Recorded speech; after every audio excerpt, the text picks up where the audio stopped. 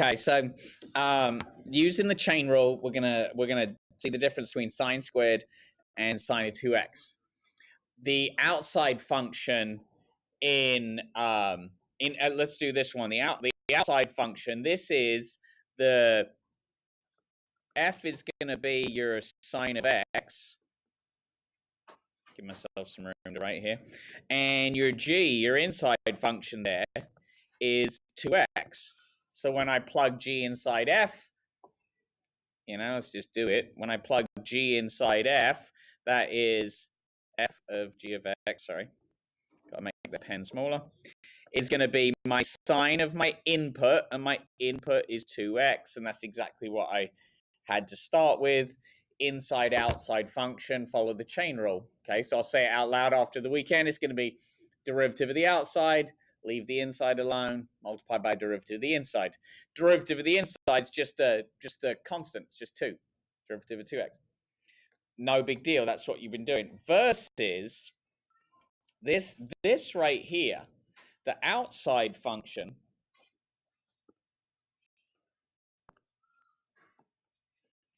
The outside function is x squared, and the inside function is sine of x. A little confusing, but let's think about how we're used to writing trig versus in our algebraic statements. That is the same thing as saying sine squared x, like that, is the same thing as saying the sine of x squared. Both of them say sine of x times sine of x. So algebra, we're used to writing it like this. We have been for years.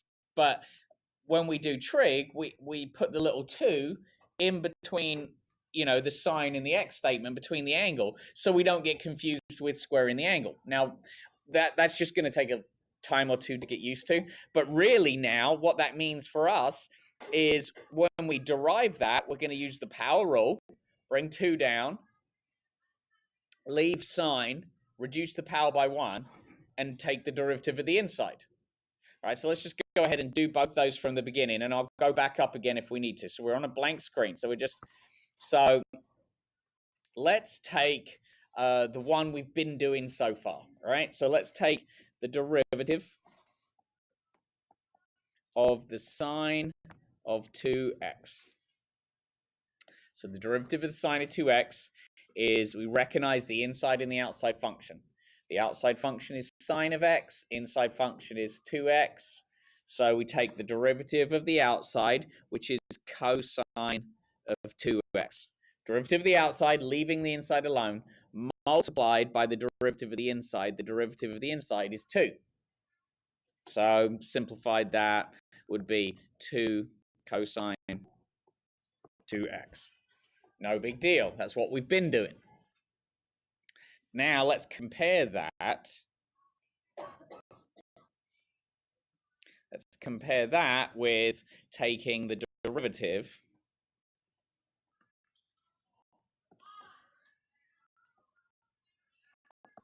of sine squared of x. Sine squared of x is like taking the derivative. That's like taking the derivative. See, I'm still keeping my notation. That's like taking the derivative of sine of x squared. So then that means, to do that, to take the derivative of something raised to a power, take the derivative of the outside, leaving the inside alone. So whether you ask me now or not depends, but in practice, so you've got to see that the sine is inside that function. The quadratic is the outside holder, right?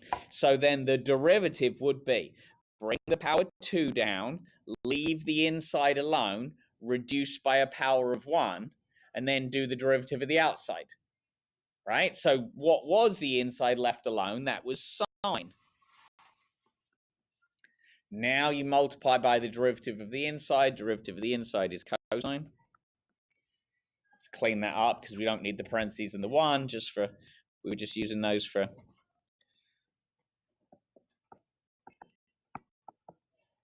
switched them, but sorry, I didn't mean to do that. Okay. Yeah, that's really it. Um, I guess you could just do you could tie everything's gonna come together with it. Product rule, quotient rule. You can come all of those things in there. It's just how to deal with that. So let's just do maybe one more example together, and then I'll stop, and I've got some problems for you. Okay, so let's just make one up. Let's do the cosine. Let's do cosine cubed of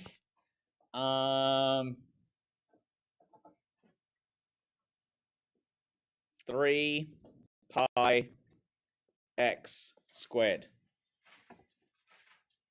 So the secret to this whole class is walk up to every term. So this is a term. Walk up to every term and see what's needed. And we can start. There's no product in there. That's good. That's going to keep my work down. But what we do see is a chain within a chain. I see a chain within a chain. Because let's rewrite this. Let's do a quick rewrite. Here, I'm going to do a rewrite. So it looks, so I'm really taking the cosine of 3 pi x squared, and I'm raising that to the power of 3. So my original outside function is x cubed. Just, you don't have to speak, just a bobblehead. Can everyone see that? Like my biggest outer shell is x cubed. Yes or yes? Okay. My inside to that is the cosine quantity there. But when I do the derivative of the inside is its own chain, because it's not, the inside just isn't cosine x. It's cosine of another quantity inside that. So you drag a second chain, right? So it just, and then luckily for you, it's not within a product or a quotient or anything, right? So let's go through it, and then, you know, it's the video's going, but you're always welcome to yell. All right, so I'm gonna change color. So let's do the derivative of the outside. So I'm gonna do the derivative of this. And I'll take the derivative of that. So my outside is gonna bring my power 3 out.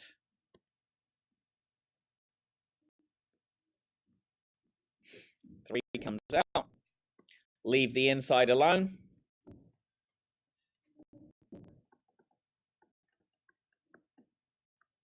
Whoops. Reduce power 1 by 1. Okay, so I've done the derivative of the outside. I left the inside alone. Now I need to multiply by the derivative of the inside. So let's change color for the derivative of the inside. Let's change that to a green. So I'll do the derivative of the inside. So the derivative of the inside is derivative of the outside, leaving the inside alone. So derivative of the inside is negative sign, leaving that inside alone. 3 pi x squared. Multiplied by the derivative of that inside. So the inside's got an inside. So then let's change color on that one. So the derivative of the inside is 6 pi x.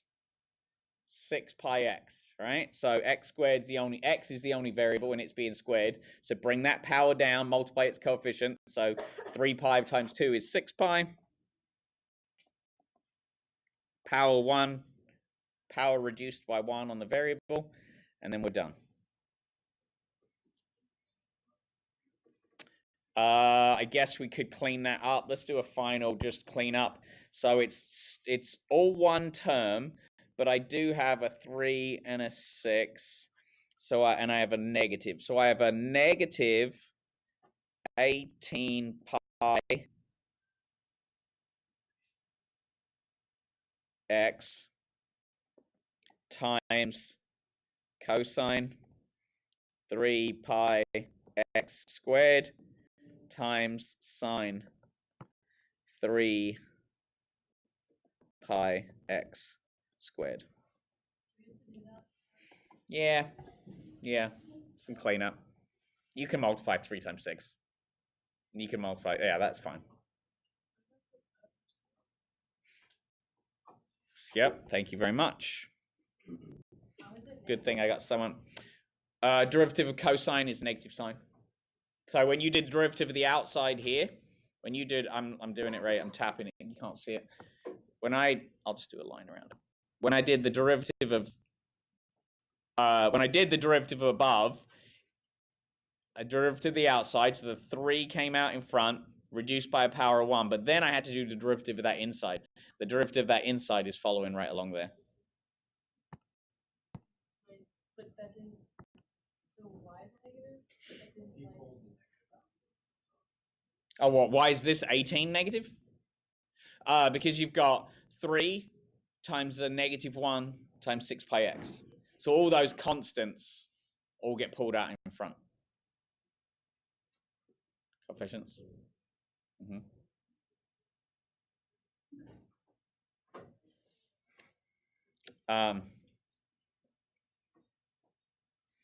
Okay. All right. So I will send you some. I'll send you some practice problems. We'll stop that for now.